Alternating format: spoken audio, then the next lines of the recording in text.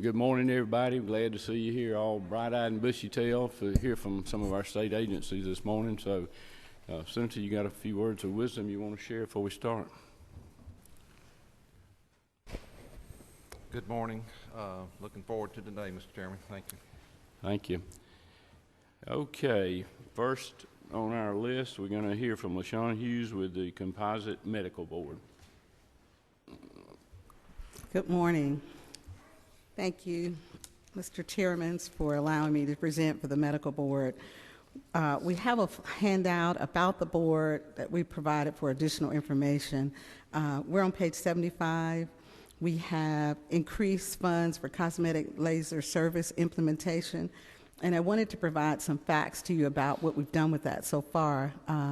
We started licensing after July of last year, and we've already licensed 536 practitioners for cosmetic, and these were mostly grandfathered people who were already working when we passed the law. And so we have 57 senior cosmetic laser practitioners, and we've returned $106,000 back to the general fund from the initial $35,000 we have, and then the remaining $13,000. We also put an update on there for the pain clinic legislation that was passed last year. We put some information about how many are owned by physicians, how many are actively practicing now, and a return on your investment of $126,875. That's it for me. Thank you. Do we have some questions? Anyone?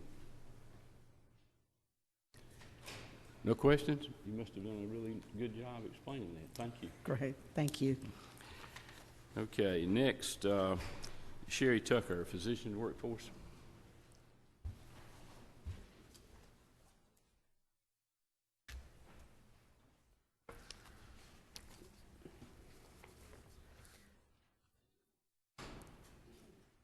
Thank you, Mr. Chairman, for having me today. I've provided you with a handout of our annual report for 2014. And for the new committee members, I just wanted to go over real quick the purpose of the board, and that is to address the healthcare workforce needs of Georgia communities through the support and development of medical education programs, and to increase the number of physicians and healthcare practitioners practicing in underserved rural areas of Georgia. In doing that purpose, we locate and determine specific underserved areas of the state in which unmet priority needs exist for physicians and healthcare practitioners by monitoring and evaluating the supply and distribution of physicians and healthcare practitioners by specialty and geographical location. We award service cancelable loans and scholarships. We approve and allocate state appropriations for family medicine training programs, approve and allocate state appropriations for designated pediatric training programs, and approve and allocate other state funds appropriated to the board to carry out its purposes. For the amended 15 budget recommendations, they're on page 74 of the governor's budget recommendations. Under our board administration, number one is to eliminate 2 vacant positions, a reduction of $96,006. And then we skip down to the Morehouse operating grant. There's a reflect a change of the program purpose statement, and that is adding the words "and affiliated hospitals" to that purpose statement. And then over on page 75, under the Physician for Rural Areas program, realign program activities to provide additional Physician for Rural Areas Assistant loan repayment awards. And this is a recommendation that came from the zero-based budget recommendations to start sunsetting the scholarship program over the next 3 fiscal years and redirect those funds into loan repayment, and increase all loan repayment awards to $25,000 per recipient. And those are the changes to our 15 budget recommendations. Okay, I think we might have a question or two. Right, is that it? Thank you, Mr. Chairman. I would like to know, with this vacancy, how many positions will be left on the board? We will have 5 field staff positions. Okay, and how often do they meet? Our board, we have 15 board members, and we meet quarterly. The board itself meets quarterly. Okay, thank you. Other questions? Anyone? Dean? Yeah. Thank you. Thank you. Okay, next we're going to hear from Commissioner Reese, Department of Community Health.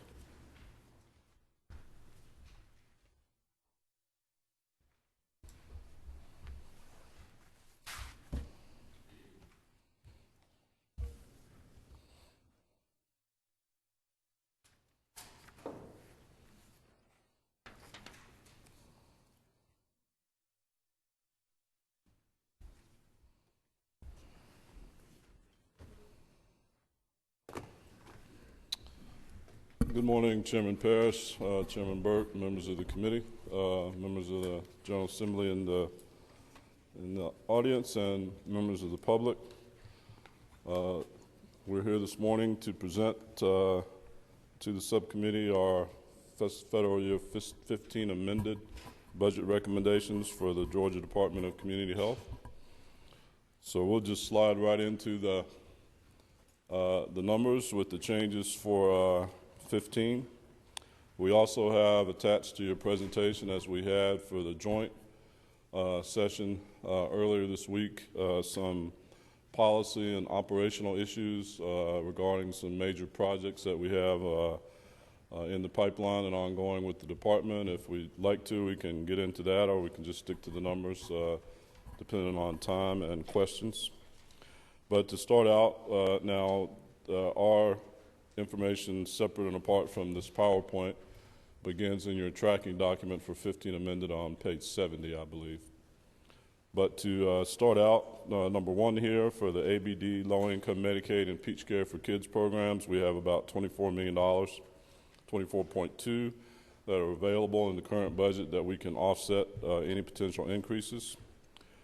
We talked in the joint appropriation about this next item, $19.7 million for hepatitis C drugs. These are new and very expensive drugs that have come on the market for people with hepatitis C. We have about 6,000 members in Medicaid fee-for-service who have diagnosed with hepatitis C. About 800 of those may be eligible for these drugs. The drugs are about $118,000 per treatment per person, so they're extremely expensive drugs. So we've put in an amount in our budget to accommodate that, and you'll see it for the State Health Benefit Plan as well. Number three is to provide about $3.3 million in funding to address an issue we've had with a federal audit with regard to state matching funds for certain third-party liability, program integrity, fraud, and abuse efforts, where the federal government said that we did not properly calculate the FMAP percentage to give back to them. They, as a result of HHS Inspector General audit, asked us for around $10 million. We are offering, we say that it's more likely 3, and so that's this figure here. Number 4 is to restore some legislative cuts from last session regarding hospital cost settlements, ABD care coordination, and Paris. Hospital cost settlements every year after we pay the hospitals, we go back and see, did we pay more, did we pay less, do we get money back, do they pay us? General Assembly put in some money for assuming that we would get some money back that actually we did not. ABD care coordination, this is a program or effort where we're going to try to move with a statewide vendor on a voluntary effort to move that high cost, high acuity patients and age blind and disabled into a care coordination enhanced case management program. We've not done that yet, so we have not recognized those savings. There's going to be an initial investment, as it were, anyway. Paris is a software tool that will be used to ferret out fraud and abuse. We have begun to use that, but the savings that were thought that were going to be recognized, we have not seen them yet. So this 9.5 combines those 3 items. Moving over to number 5, on our ABD population, we have, in calculating the nursing home provider fees and the hospital provider fees, the revenue projections, we have about $2.6 million we can essentially take off or give back. The next item is to increase the reimbursement rates for personal support services by 5% in the independent care waiver program. All of our waiver programs, these providers have not had rate increases for many years. We've been trying incrementally over the past 2 to raise them, and this item is for 5% for those ICWP waivers, personal support providers. The next item is reflective of low-income Medicaid, $225,000 to replace tobacco settlement funds that were transferred to the Georgia Center for Oncology Research and Education in 2014. The next item is $14 million to increase our matching funds for the private DISH hospitals, which we began that effort last year. Number 9 is a yes item in the budget to reflect an increase in the ambulance licensing fees that come into the Indigent Care Trust Fund. Moving over to number 10, we're asking for $2.3 million to increase funds to reflect the Affordable Care Act requirement for hospitals to participate in presumptive eligibility.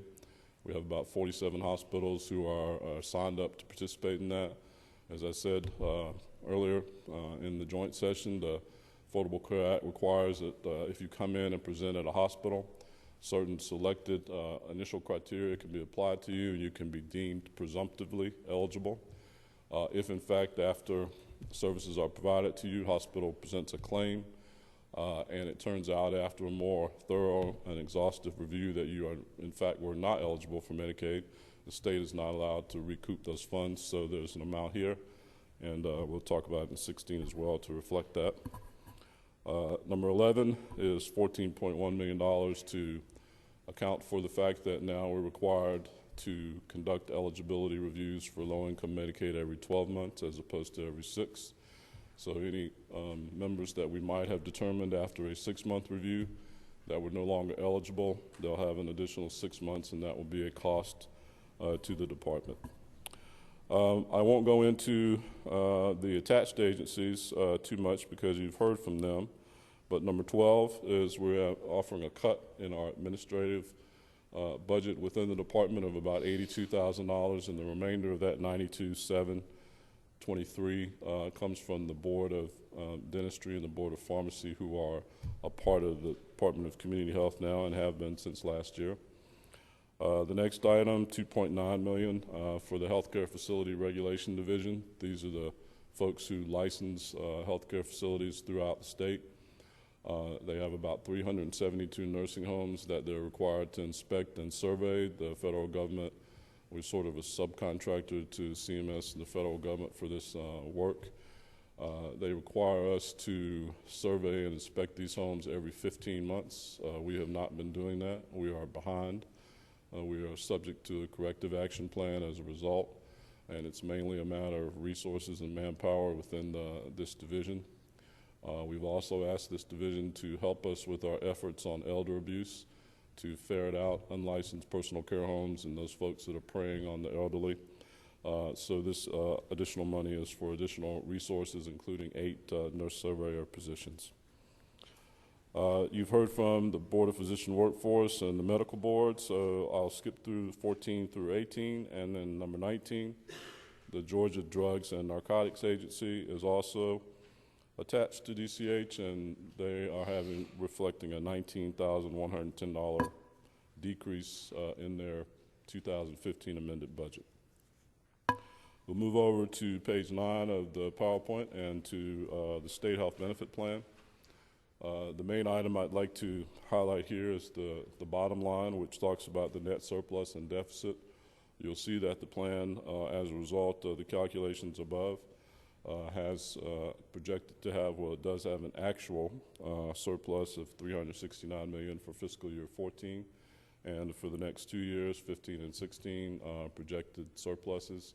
But we get back to 17 and we're back into a deficit over $92 million again. On the side, on the narrative there, you'll see that we're listing our other post-employment benefits. Our total liability there is about $14.4 billion. The annual required contribution for state employees and school teachers is $1.1 billion. We do that on a pay-as-you-go basis, so you'll see that we're going to begin to talk about moving some reserve funds to account for this future liability that we have. The next page, page 10, looks at state employees, teachers, and school personnel, those who are non-certificated. What I will highlight here is that if you look at the surplus deficit, the third line down in the numbers, you'll see that we have a deficit in the non-certificated personnel, where the state employees and the school teachers have been subsidizing this group. We're talking about 15 amended today, so I would imagine in 16 we'll get into more of a discussion about our plans for beginning to address that. If you look over, I wanted to give some feedback on our open enrollment for 2015 for the plan year. As you recall, in 2014, we went with Blue Cross Blue Shield of Georgia as our single vendor, initially with just the metal plans required by the Affordable Care Act, gold, silver, and bronze. We had some issues with some financial distress caused by our members when we moved full swing to a cost-sharing model with nothing in between. So we tried to address that in various ways during 2014. For 2015, we brought back multiple vendors. So for this year, we have not only Blue Cross and Blue Shield, but we have United Healthcare and Kaiser. Kaiser is offering their closed model HMO in the 27 metro area counties. United is offering an open HMO statewide, and Blue Cross added an open HMO statewide as well. United is also offering a high deductible health savings plan, and they are the vendor who is administrating all of our Medicare Advantage. And then Blue Cross and Blue Shield kept the HRA, the gold, silver, and bronze. You'll see that in open enrollment, even with the new choices, that 94% of our members stayed with Blue Cross options, whatever they may be, either the gold, silver, and bronze, HRA, the HMO, or the HMO option. About 19% of total eligible members waived their coverage, and then the pie chart reflects the lesser amounts that other members chose. So we had a successful open enrollment. We had no real technical glitches. We've had some issues with transition to a private provider who's helping us with our administration, ADP, who's had some issues with transitioning some of the retired members over to their system, and we're addressing those as we learn about them on a case-by-case basis.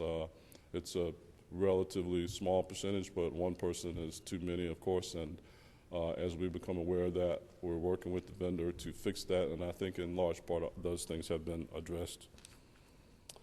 We look into the numbers for the state health benefit plan, just some indications of some of the issues where we're moving funds around to accommodate certain things, a lot of them related to the Affordable Care Act.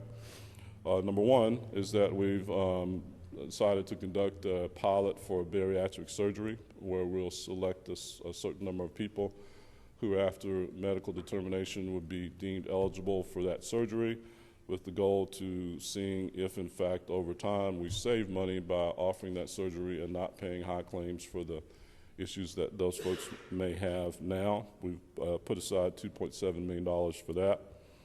We also, as I said, going to have to address the issue of these new hepatitis C drugs in the state health benefit plan as well, so we have $12 million set aside for that. We have seen a decrease in our projections for membership, medical utilization, and medical trends, which will allow us to shift about $292 million away from the plan out of funding. And we also want to set aside over $187 million to begin to address these other post-employment or OPEB future liability that we have. We've heard a lot of discussion about the plan in the last year or so, and there's been issues and questions regarding the cost and the cost of our plan and the benefits available compared to other plans. Particularly, we hear about the differences between the state health benefit plan and the Board of Regents. So we have committed to conduct a study to come back to this body by June 30th of this year as to what the issues are surrounding those higher costs and how we can address that and maybe lower them, but still keep the amount of benefits and services that are currently available to our members. So that's a yes item in the budget recommendations. The next three items are Affordable Care Act related. The final three items, we have about $3.6 million here to account for the increased enrollment in the plan as a result of auto enrollment and the individual mandate. We've got about $5.4 million here to address the limits imposed on cost sharing by the Affordable Care Act. We've got a medical and pharmacy out-of-pocket max as a result of that, and so we have to have funds to accommodate and to prepare for that. And then there's a traditional reinsurance fee that was imposed by the Affordable Care Act, paid last year, not required to be paid this year, so we have a little over $1 million we can back out of the projected budget. So, Mr. Chair, those are our changes for fiscal year 15 amended, and I'd be happy to address any questions. Thank you, Commissioner. We do have a couple of questions. The first, will Senator Say step away. Representative Hughley, I believe you had a question there. Chairman, to the Commissioner, I have a couple of things that I wanted to ask you, and I've heard you say a couple of times about your item number 11 under Medicaid ACA items. I heard you say a couple of times about this 12-month eligibility costing us more money. How many people are you finding that, or are you anticipating that you're going to find that were not eligible and we paid the whole 12 months that you would have caught at the 6-month interval? I don't know that I have an actual number for you right now. This is a budget projection that we had last year and this year as well. But if we have calculated that, and if we do have actual experience, we'll make sure I'll get that number to you. The other thing I wanted to ask you on this study that you're going to do, yes, about the cost of the state health benefit plan, and are you going to look at other states or just within our 3 programs? I'm sure we will look at other states as well. Okay. Yes. Thank you. Thank you. Senator Say. Thank you, Mr. Chairman. It's still C.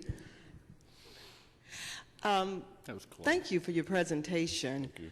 I'm not sure if you're aware, I did file Senate Bill 9, and what that is doing is asking for open enrollment. I understood you to say during your presentation that open enrollment, stayed with up to 94% of enrollment with Blue Cross Blue Shields of Georgia. And what my bill is addressing is the issue with Blue Cross Blue Shield of Georgia and Grady. I wanted you, one, to speak to that, and two, to understand what's involved in opening up open enrollment, because when open enrollment closed, many of us were unaware of that issue.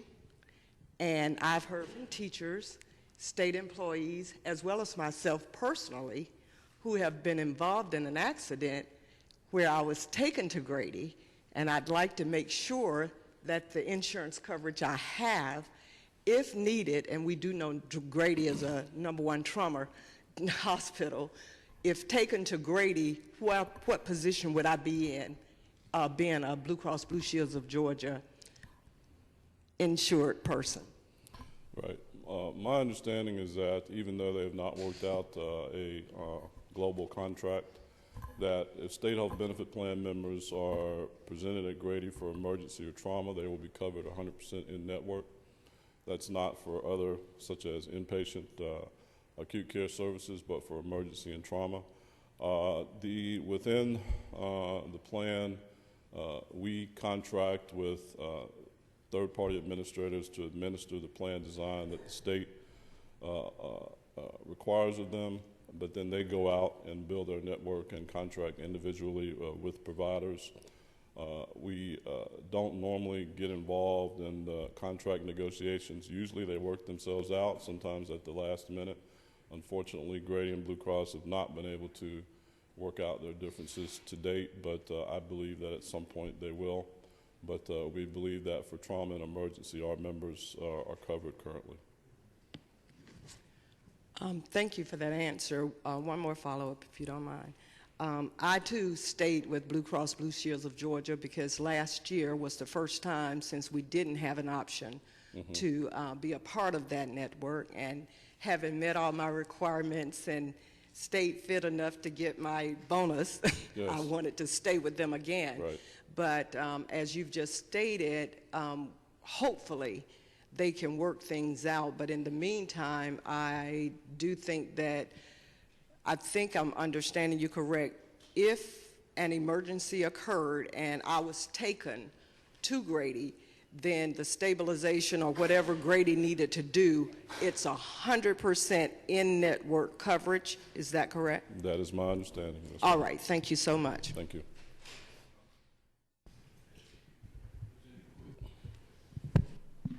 Thank you, Mr. Chairman and Commissioner. Thank you for your presentation. Thank you. I just have some follow-up questions about this line item for the hepatitis C Yes. drug situation. And can you just go through that again for me Yes. with regard to the number of individuals, both in Medicaid and state health benefit plan, the cost of this drug and this treatment, and a little more details about what drug or drugs we're talking about? Yes, there are 3 new drugs that are in the market to treat hepatitis C who evidently have shown great success. One is called Sovaldi, S-O-L-V-A-D-I. One is called Olysio, O-L-Y-S-I-O. And the other is Harvoni, H-A-R-V-O-N-I. We have within Medicaid about 6,000 members who've been diagnosed with hepatitis C. We think about 800 of those will be determined eligible for treatment with these new drugs. And so the cost of treatment for one person is $118,000. So as a result, we think there'll be an increased expense to both Medicaid and SHPP. I do not have, but we can get you comparable figures for members both diagnosed and eligible for the state health benefit plan, but we'll go back and see if we can get that for you. And when you say eligible, one follow-up if I might, when you say eligible, is that a Medicaid eligibility requirement or some internal analysis? No, I'm speaking clinically and medically, where a physician has determined that if you have hepatitis C, one of these 3 drugs will be suitable for you. I'm assuming, and though I'm not a clinician, that sometimes it may not be determined that this drug will work for you. But for those people who it would, then these are the costs applicable. Is that determined then by the physician or Yes. by a Medicaid administrator? No, that would be a medical decision. Yes, ma'am.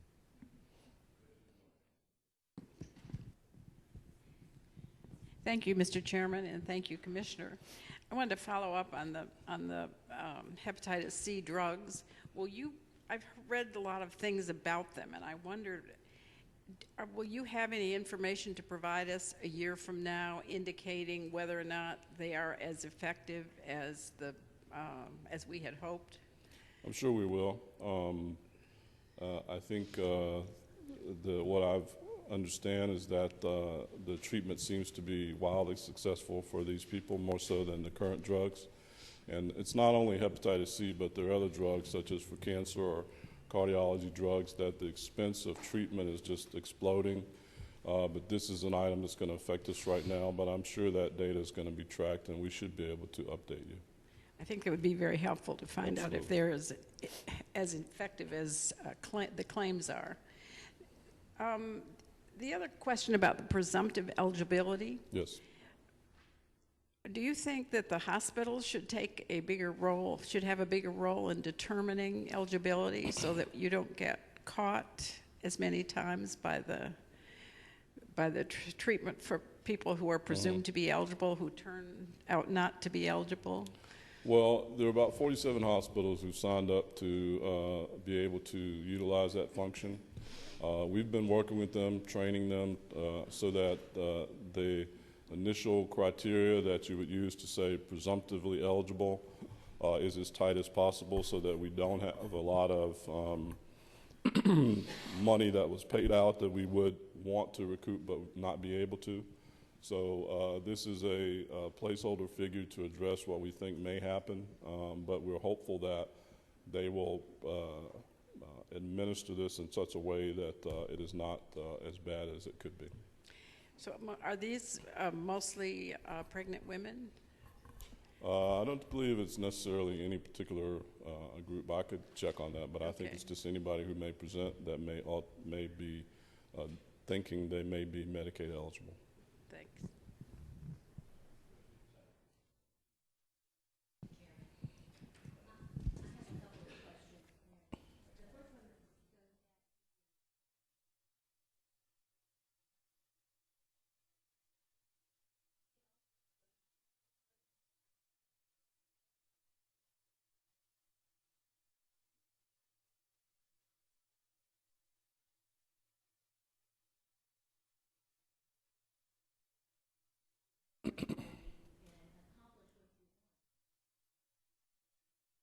In years past, the plan did do direct contracting with hospitals. We do not now, and our provider contracts, our vendor contracts with the third-party administrators do not allow for that currently. In years past, we used to do it. Maybe there's some merit in going back and looking at should that be something we look at going forward, but we don't do it anymore.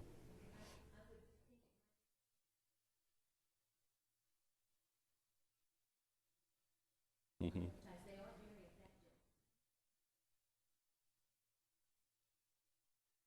Mm-hmm. Absolutely. Yes, ma'am. Thank you.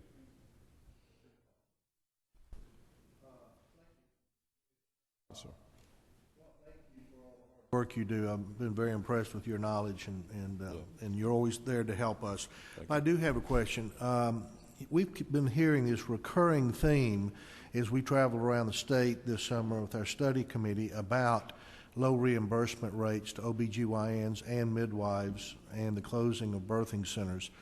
Would your department consider submitting an SPA to CMS to ask for increased reimbursement rates in this area? Well, there's no question that our reimbursement rates are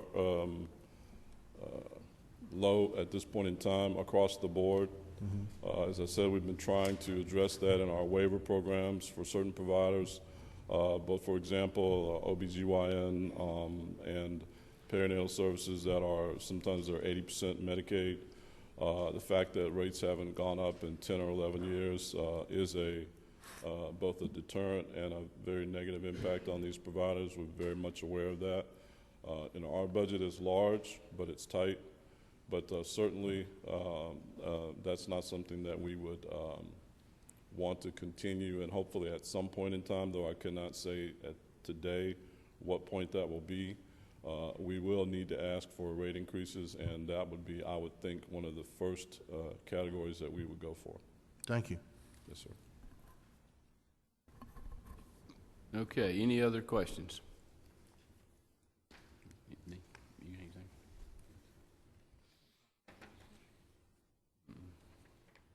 I think that's for later. Yeah. Any other questions? Commissioner, thank you for your presentation. Thank you. You did a good job, and we got through early, so thank you. Thank you. Appreciate it very much. Thank you. Yeah. Okay, we're running a few minutes ahead. Is Dr. Fitzgerald here? That finishes this part of the program, and then we've got the public health coming up. If I could have your attention, please, we'll get started. We're delighted this morning to welcome Commissioner Brenda Fitzgerald to talk to us about the Department of Public Health. And Commissioner, we're going to turn it over to you. And thank you for coming. Thank you so much. Chairman Parrish, Senator Underman, we appreciate the opportunity to speak with you today. If you can see our total budget is $621 million. 64% of it's federal funds and 32% of it are state funds. The next page are our listing of our expenditures for each of our programs. If you are looking in the governor's recommended budget, that's on page 149 of the governor's recommended budget. There is only one thing that has changed, the changed recommendation for this budget session, and that is the $651,897 for women's health care. The rest of our budget remains unchanged. If you will look at the next page, this is what we're spending your money on. And I want to spend a little bit of time giving you an update on each of these initiatives. The first is childhood obesity, which of course from the work you did with the SHAPE laws, this has progressed nicely. I can tell you that we now have a one-year report from 39 schools. If you remember, the main thrust of SHAPE at this time is, one, it's a public-private partnership to combat childhood obesity. But the second part is our part from the governmental part is to make sure we increase physical activity. And the plan is increase 30 minutes every day, every child, every school in Georgia. We have the results from the first 39 schools that were studied. The 30 minutes not increasing school day time, but 30 minutes of increased activity was initiated in the Macon school districts in 39 schools. And I can tell you the healthy fitness zones, that's the biggest measurement of overall health, went from 52 to 62% in 1 year. And the BMI, which we know is a measurement of that, improved for 57% of the children. So we know that this 30 minutes per day is absolutely working, capable of working, and we continue to move forward to make sure that happens every day, every school, every child in Georgia. The tobacco use prevention, I can tell you that there's been good cooperation between the Department of Community Health and Public Health so that the quit line is now paid for by Medicaid. Since tobacco is the greatest cost of preventable health care in this state, that is a very good thing, and I want to thank the Department of Community Health for the cooperation with that. On infant mortality, we've also made progress. I can tell you that for decades, Georgia has been in the America's Health Rankings in the 40s out of the 50 states. We bounced up and down a little bit, but we've always been in the 40s. 3 years ago, we were ranked 44. The year after that, we were ranked 34. This year, we're ranked 31. Yay, Georgia. Yeah. And the actual numbers, that of course compares us to other states. The actual numbers is since 1990, we have decreased infant mortality rate in this state, again by the public-private partnership, by 48%, which is, I'm very, very proud of the private efforts, and I'm very, very proud of our public efforts. Our information system continues on task. Our workforce development continues on task. And these are the ones at the bottom that we have added. This year, we are emphasizing Heart Healthy Georgia. I heard you loudly and clearly last year when you were talking about the impact of hypertension. We have obtained a Million Hearts grant from the CDC, and we are progressing again to put in a public-private partnership so that we attack this #1 killer in our state. The Reading and Language Initiative, I think I told you a lot about Talk With Me Baby last year. I need to tell you a little bit about it. That's about language development from the very beginning. We completed, and we're doing it in the WIC clinics. The Talk With Me Baby is now in every single WIC clinic in this state. It is being administered by the WIC nutritionist as part of their daily work. We have the analysis of the WIC children. As you know, if you don't have language development, you don't develop vocabulary, you don't learn to read, and if you're not reading on level by 3rd grade, there is a 4 to 6 times chance you won't graduate from high school, and your life is set from that point. The analysis of our children in WIC, and remember that's 50 to 60% of our babies, and this was in we looked at children in about the 18 to 20 month range, so not quite, about a year and a half, 2 years, which is the earliest point you can measure. In the WIC children that we studied, and we did a representative sample, the amount of word recognition, our children were in the 40th percentile. The amount of word comprehension, our children were in the 10th percentile. It is clear that this is something that really needs to be done for Georgia, and I think it is one of the most important parts that we can do to making sure we have literacy and making sure we have high school graduation rates and making sure we have a vibrant economy in this state. You know about the telehealth. It is now open in every single county in the state, and we are also taking on asthma, because when we looked at asthma, especially childhood asthma, we again are developing some public-private partnerships, and especially with the schools, because we had a number of asthma deaths last year. And if you look at the medications that Medicaid spends in this state, 5 of the top 10 medications are for asthma. So we know that this is important for our children, for their health, and also for the economy. The new monies that we are asking for, the governor's recommendation is $651,897. We have redesigned our women's health programs. We did this to seek more efficiency. The way we were doing it was very burdensome as far as requirements were concerned from the feds, and we really knew that we had to do a lighter and more streamlined approach if we were going to serve the women of Georgia as they need to be served. We have a greater integration now with related services such as cancer screening, and in order to do this, we are requiring verification of patient income. That is done with a sliding scale, and so far in the past 6 months since the redesign of our program, it is stable, and we are able to provide needed women's services throughout Georgia. The other thing, of course, that has been very significant from public health this year has been our state's approach to Ebola. There has been, again, a public-private partnership. I cannot commend enough the Georgia Hospital Association, the physicians in the state, the nurses in the state, the EMTs in the state, and I am very pleased with our ability to respond to this need. So far, I can tell you that we have monitored 616 patients in Georgia. That's 616 patients that have come into Georgia through our airport.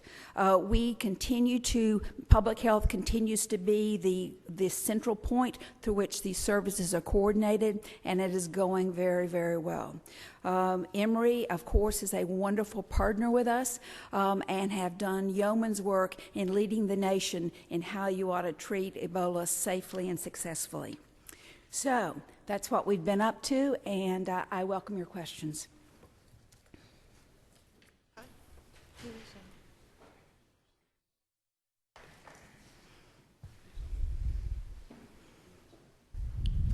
Senator C. Sorry. Thank you, Madam Chairman. Commissioner, I wanted to know, when you spoke about reading and language initiative, what is the ages? I know it's infants, but to how old?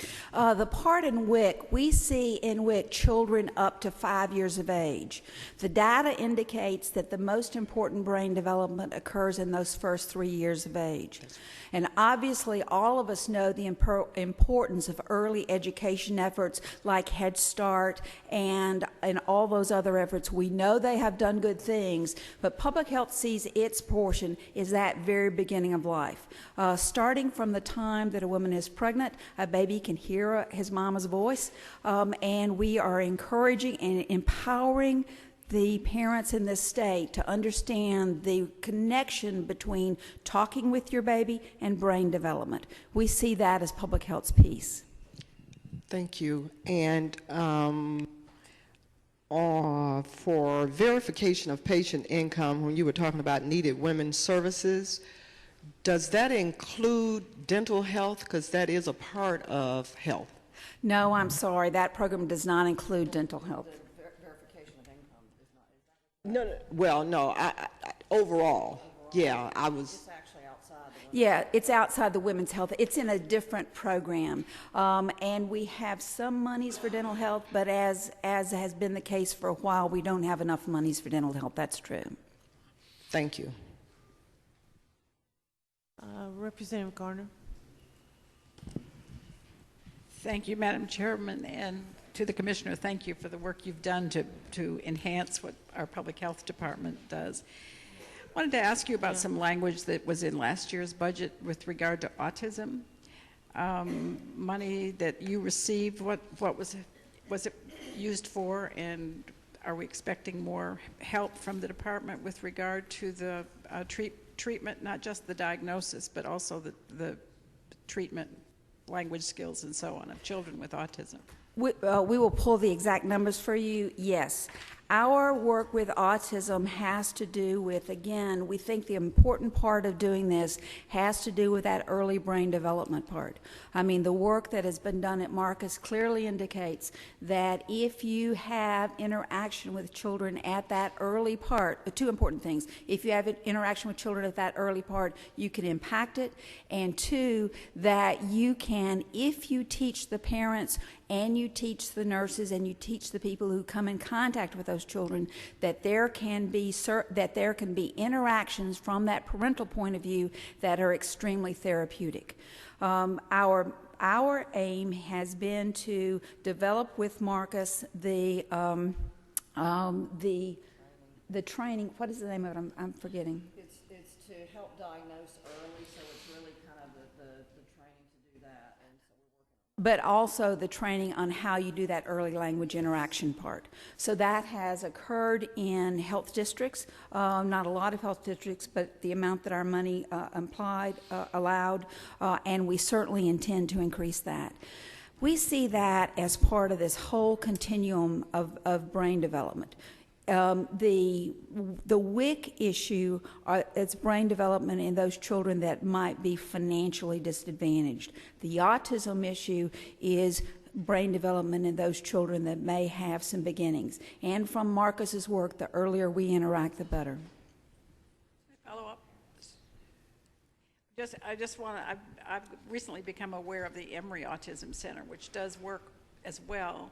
Not just with that early diagnosis that we know is extremely important, but also with helping teachers and others be trained. So I will love to talk to you about that at a later time. Thank you. We are appreciative of that because we think that's the way to go. Representative Dollar. Thank you, Madam Chairman. Dr. Fitzgerald, I want to commend you for your initiation of the SHAPE Act. I think that's really great. I've seen the potential that, that this program has. I'm sure that you're not monitoring this, but do you know if DOE is tracking any kind of educational corresponding changes to this, where this program is being initiated? And not that I know of. Okay. We have, again, we have tried to enlist our private partners at the University of Georgia, for example, and we are encouraging them to look at those school systems so that some research can be done on that, of course in a de-identified manner, but as best I know, DOE is not tracking that at this point. And that, that doesn't surprise me. I want to talk to somebody about doing that, because when you talk to the teachers where these programs are in, it's night and day. It's night and day. So thank you for that. Thank you. Yeah. Representative Hughley. Thank you, Madam Chair. Dr. Fitzgerald, that was my interest, the childhood obesity program. I want to commend you on what you all are doing. And you talked about the report was for 30 schools with 30 minutes a day. Now, when will we know? Is it going to go statewide at some point, or tell me how it's going to progress out from there? As you know, we have home rule for schools in this state. So what we need to do is we need to talk to each of the individual school systems, and each individual school system is able to adopt the Power Up for 30. We have money for Power Up for 30. We got a grant from the Coca-Cola company to pay for it, so it's paid for. What the Power Up for 30 pays for is it goes in, and each school system, it trains 3 people. It trains a PE teacher, it trains a principal or somebody in administration, and it trains one other person that they call a champion. And that can be either another teacher, like you say, one of the teachers in the academic rooms who are noticing a difference, or it can be a parent. So we have, at this point, I believe it's 132 schools that have signed up for the 132 school systems that have signed up, and I'll get that number and make sure that my memory is right on that. But we need a lot more, and I'll be happy to give this chamber a map of the schools that have signed up and are participating in the schools that have not. So if your school needs to be encouraged, I hope you'll put the pressure on them. That will be very helpful to us. If I could ask one other thing, if you would elaborate a little bit more on what we're doing with childhood asthma. You mentioned that. If you would tell us a little bit more about what you're doing in that area. One of the things, we're working with the school systems, and mainly we're working with the school systems at this point, because our partners in this are DOE, the school nurses, and the Georgia Academy of Pediatrics, because we know that rescue drugs are enormously important, and having rescue drugs where you need them to be are enormously important, and at this point we are concentrating on that part. Thank you. Representative Taylor? I too recognize, as you have, to reach our children, you go through the school systems, and you're doing a wonderful job. And I have to commend you on it. One of the schools in my district has been, they've ended up with a few problems with their school nurses. They have the telemedicine, and it's working wonderful, but she's seeing 55 to 60 patients a day. And I realize we're in a rural community, but that's an awful lot for one nurse to be able to do. So there's obviously a need. Has anybody studied to look at how much these nurses are doing? Would this, again, come from you or the school systems? It's sort of blending lines here of who has what. But I think we need to get some help for those school nurses, especially, as I say, in the rural areas where sometimes this is the only care these kids are getting. So do you have any additional information on it? I can tell you that it has been separated out. Certainly in the past, the school nurses were public health nurses, and public health went to the schools and provided care in that setting. At this point, there is a school nurse program, and we cooperate, but that is under DOE. Okay, thank you. I would like to look at it. Again, it's a perfect tool. It's where the children are, and it'll get them off to a better start in life. We'll be glad to look that up for you. Thank you. I appreciate it. Any other questions? Chairman Burns, you had a question, didn't you?